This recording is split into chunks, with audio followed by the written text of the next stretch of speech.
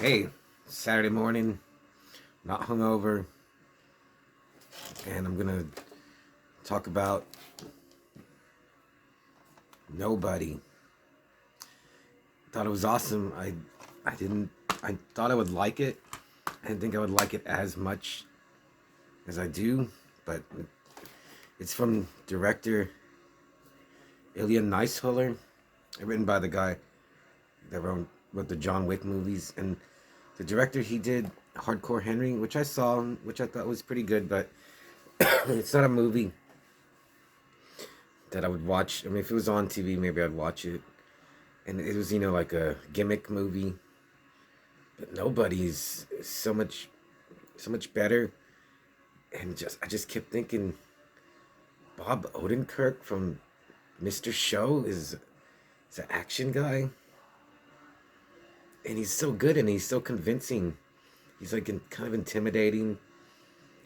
I read that he got into shape. It's amazing that just that part alone.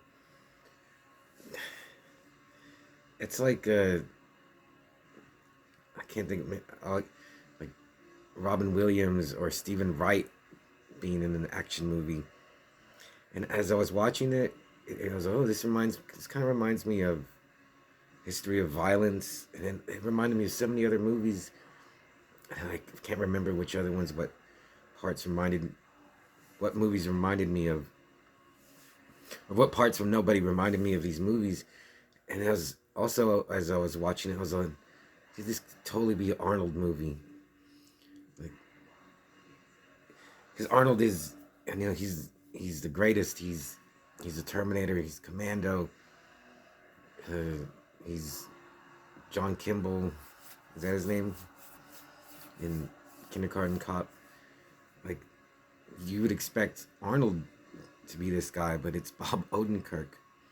Okay, but along with Bob Odenkirk, you get Christopher Lloyd, Colin Salmon. I didn't know his name. He's just a badass in everything that I've seen him in. I haven't seen him in much. He's in here.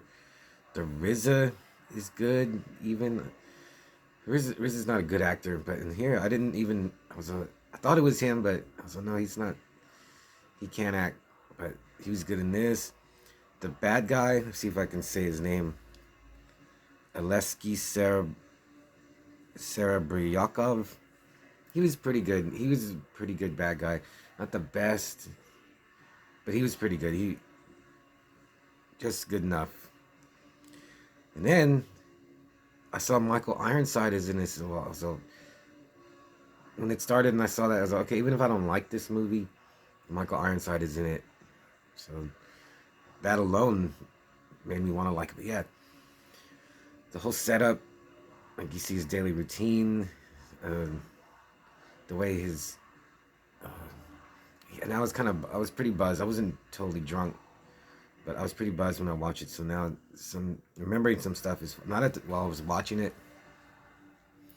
Like, yeah, so they get broken into, and like his son jumps in, and Odenkirk, I can't remember his name. Let's see, well, Hutch, yeah, he like uh, de-escalates the situation, lets the crooks get away, and his son kind of looks.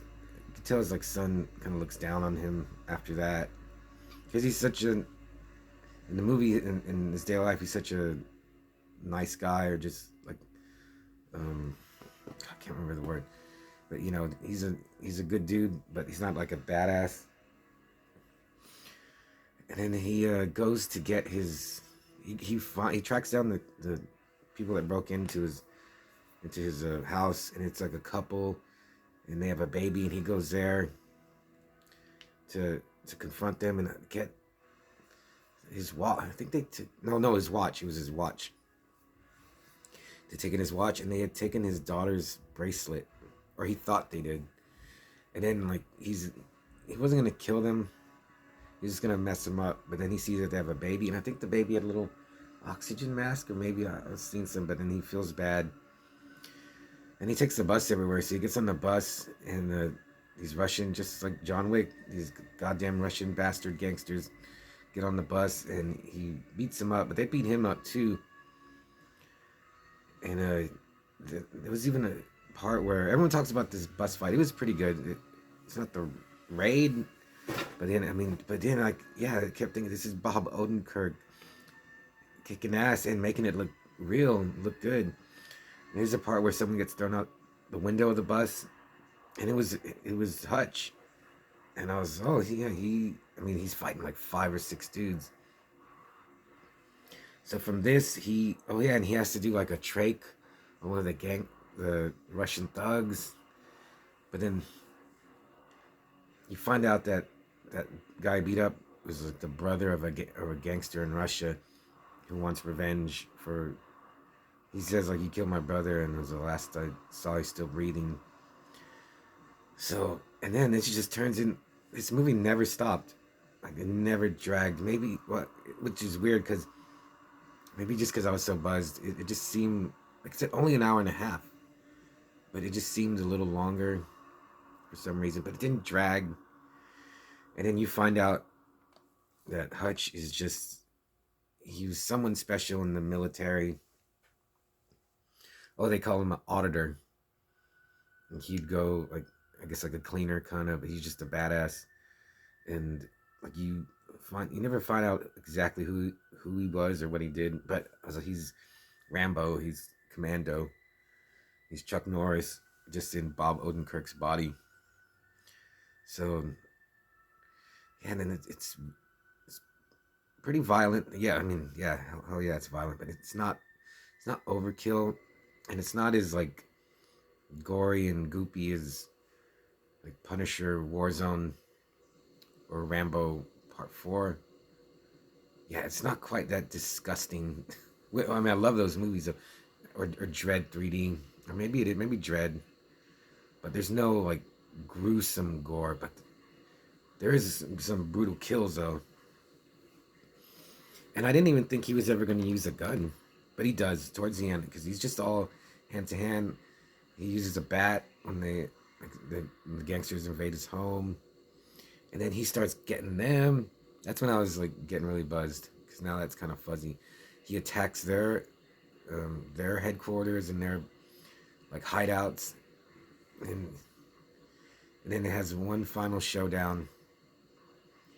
And yeah, it's so good. So I would give it, if it wasn't for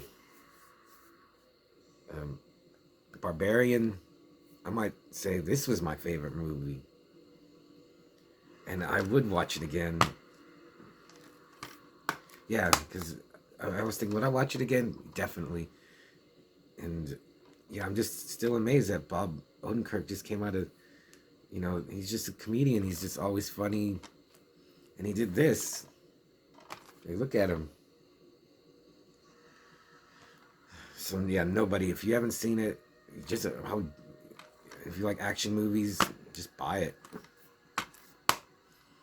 Or get it from the library, like I always say. This is when I was like, I could just record it onto a VHS. Or I could buy the DVD or the Blu-ray or whatever. Yeah. I'd like to get a Blu-ray if it had more special features to find. I looked it up, and Bob Odenkirk's like, he got robbed like twice. He has had like 2 home invasions. And like the movie was, the idea was like from him. So then he had a heart attack, right? So that sucks.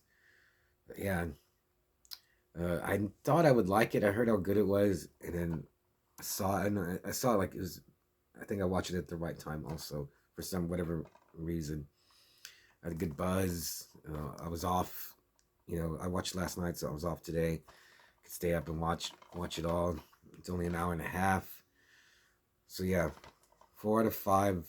Hands of Fate, and I'm thinking, why don't I give it a 5? It's just something. It's because it's not like Evil Dead 2, Dead by Dawn is a 5 for me, and this just is something. It's not giving it a 5. Yeah, and the director Ilya Neizhaller. Yeah, there's some great shots. Just the way he directs, the use of the music. Yeah, still remains at a 4 though. But I will watch it again, and I hope you watch it and let me know what you think of it.